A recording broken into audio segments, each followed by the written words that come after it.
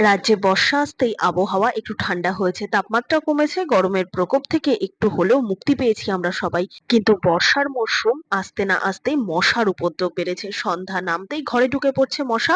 মশার জ্বালায় অতিষ্ঠ হয়ে যাচ্ছি আমরা সবাই। বর্ষার সময় মশার উপদ্রব কিভাবে আমরা কম করব, এই পরিস্থিতিতে আমরা মশার হাত থেকে মুক্তি পেতে নানা উপায়ে ভরসা রেখে থাকি। রেপেলেন্ট কয়েল বা স্প্রে ব্যবহার করি, রাতে শোয়ার সময় মশারিও ব্যবহার করি। এই ধরনের রাসায়নিক বাড়ির সদস্যদের ক্ষতির কারণ হয়ে দাঁড়াতে পারে। এর ফলে অনেকের শ্বাসকষ্ট বা মাথা ব্যথার সমস্যা দেখা দেয়। ম্যালেরিয়া, ডেঙ্গুর মতো ভয়ানক রোগ ছড়ায় মশা। তাই মশার উপদ্রব কমানো প্রয়োজন। এমন কিছু উপায় এই ভিডিওতে আমি তোমাদের সাথে শেয়ার করব, যেই উপাদানগুলো আমরা ঘরোয়া ভাবেই কিন্তু তৈরি করে নিতে পারি আর খুব সহজেই মশাদের থেকে আমরা মুক্তি পেতে পারি। মশা মারার কয়েল তো আমরা অনেকেই ব্যবহার করে থাকি, কিন্তু মশার কয়েলের যে ধোঁয়া বের হয় না, তা কিন্তু খুবই ক্ষতিকারক। অনেকেরই অস্বস্তির কারণ হয়ে দাঁড়ায়, অনেকের শ্বাসকষ্ট ও মাথা ব্যথাও দেখা দিতে পারে। তাই কয়েলের পরিবর্তে বাড়িতে কর্পূর জ্বালিয়ে রাখলে কিন্তু অনেক তাড়াতাড়ি রিলিফ পাওয়া যাবে। তো আজকে কিন্তু বেশ কিছু আমি জিনিস তোমাদের সাথে শেয়ার করব। এইভাবে কিন্তু ঘরোয়া ভাবে আমরা মশাকে বিনাশ করতে পারি খুব সহজে, আর আমরা নিজেরাও কিন্তু সুরক্ষিত থাকতে পারি। চলো তাহলে বেশি কথা না বাড়িয়ে আজকের ভিডিওটা শুরু করা যাক। এর জন্য প্রথমেই দরকার তুলো। প্রথমে আমি একটা ধূপ তৈরি করব, আর এই ধূপটা কিন্তু মশা তাড়ানোর কাজে ভীষণ ভাবে গুরুত্বপূর্ণ। তো তুলোটা আমি নিয়ে নিয়েছি, তুলোটাকে ভালো করে এরকম একটু স্প্রেড করে ছড়িয়ে নিয়েছি। এর মধ্যে দিয়ে দেবো রসুনের খোসা। আমরা প্রত্যেকদিন রান্নায় যে রসুন ব্যবহার করে থাকি, সেই রসুনের খোসাই এখানে ব্যবহার করব। আর রসুন রান্নার সময় ব্যবহার করতে গেলে কিন্তু খোসাটা ছাড়িয়ে ফেলে দিই। ফেলে না দিয়ে যদি এই কাজে ব্যবহার করতে পারি, দারুণ উপকার হবে। আর নিয়ে নিয়েছি ছোবা। নারকেলের যে শুকনো ছোবা হয়, সেটা কিন্তু জ্বালানির কাজে দারুণভাবে কাজ করবে। আর নিয়ে নিয়েছি দুটো লবঙ্গ, তবে অবশ্যই লবঙ্গর মাথায় যেন ফুল থাকে সেই রকম লবঙ্গ দেখেই কিন্তু নিতে হবে। এরপর নিয়ে নেবো কর্পূর।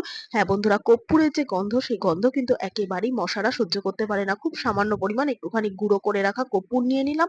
আর নিয়ে নেবো তেজপাতা। তেজপাতা রান্নার কাজে ব্যবহার করা ছাড়াও তেজপাতার রয়েছে নানান রকম গুণ। খুব সামান্য পরিমাণ একটুখানি তেজপাতা এরকম হাতের সাহায্যে ছোট ছোট টুকরো করে ছিঁড়ে নিয়েছি। এরপর কি করব, এই তুলোটাকে ঠিক পোলতের মতো করে মুড়ে নেবো। অনেক সময় পোলতে বা আমরা প্রদীপ জ্বালানোর জন্য তুলো কিন্তু এইরকম ভাবে গোল মতো করে নিয়ে তারপর উপরে মাথার দিকটা একটু ছুচালো মতো করে নিই, ঠিক সেই রকম ভাবে করে নিলাম। আর নিয়ে নেবো একটা মাটির প্রদীপ, মাটির ভাঁড় বা ওয়েস্টেজ কোনো পট, যেগুলোতে কিনা আমরা আগুন জ্বালাতে পারবো, এই ধরনের একটা পাত্র নিয়ে নাও। তারপর তুলোটাকে বসিয়ে বেশ খানিকটা সর্ষের তেল এর মধ্যে দিয়ে দাও। সর্ষের তেলের পরিবর্তে তোমরা সাদা তেল হোক বা একটু ঘিয়েরও কিন্তু প্রদীপ জ্বালিয়ে নিতে পারো। তো এইভাবে ভিজিয়ে বেশ কিছুটা সময় রাখতে হবে, তাতে তুলোটা সম্পূর্ণ ভিজে গেলে আগুনটা জ্বলতে খুব ভালো মতো সুবিধা হবে।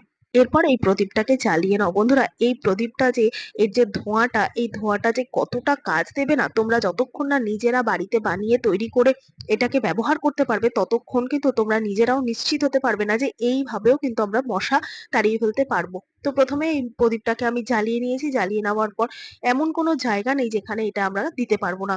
আর এর যে ধোঁয়াটা বা এর যে গন্ধটা, এটা কোনো রকম কেমিক্যাল মেশানো নেই বলে এর যে একটা গন্ধ, ধোঁয়ার, সেই গন্ধটা কিন্তু মানুষের কোনো রকম ক্ষতি করবে না। তো এটা আমরা কোথায় কোথায় দিতে পারবো?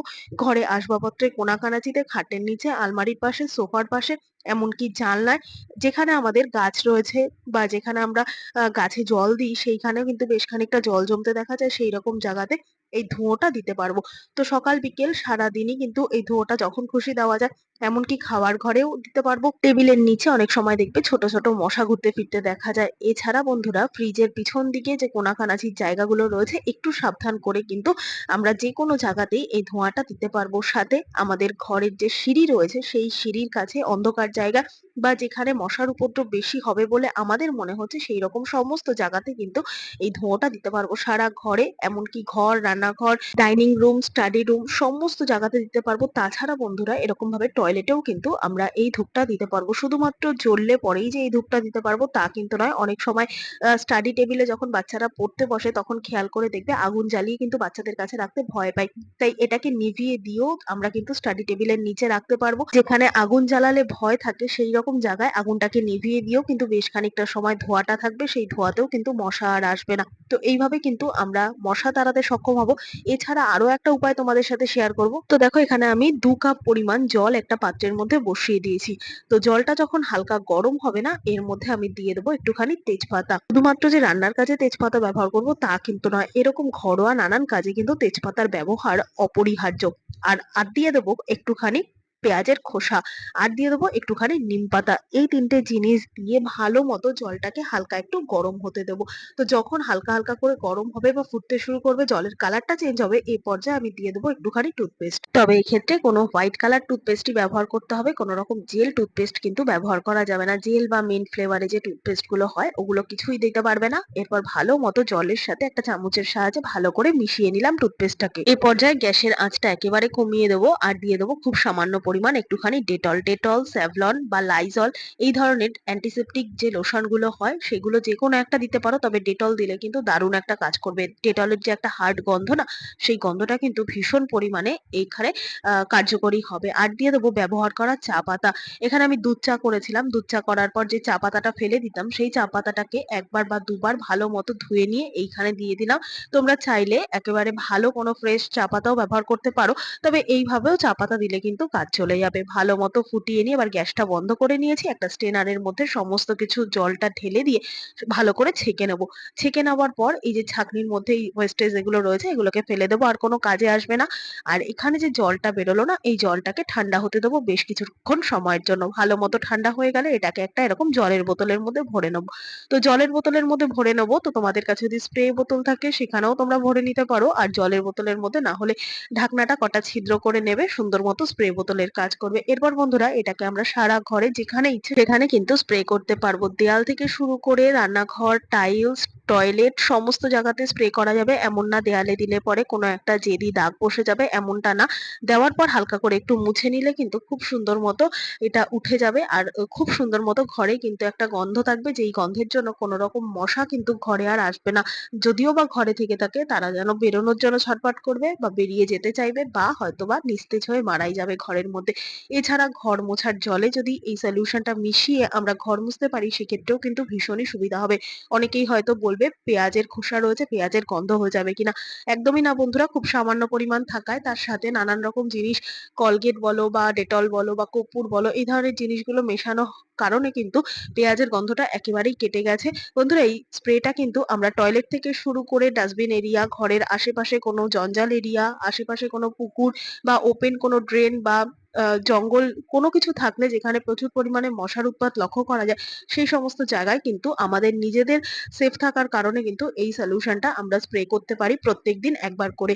আর যদি তোমরা এই সলিউশনটাকে বাড়িয়ে বা কমিয়ে বানিয়ে স্টোর করে রাখতে চাও তাহলে সমস্ত কিছুর পরিমাণ কমিয়ে বা বাড়িয়ে নেবে।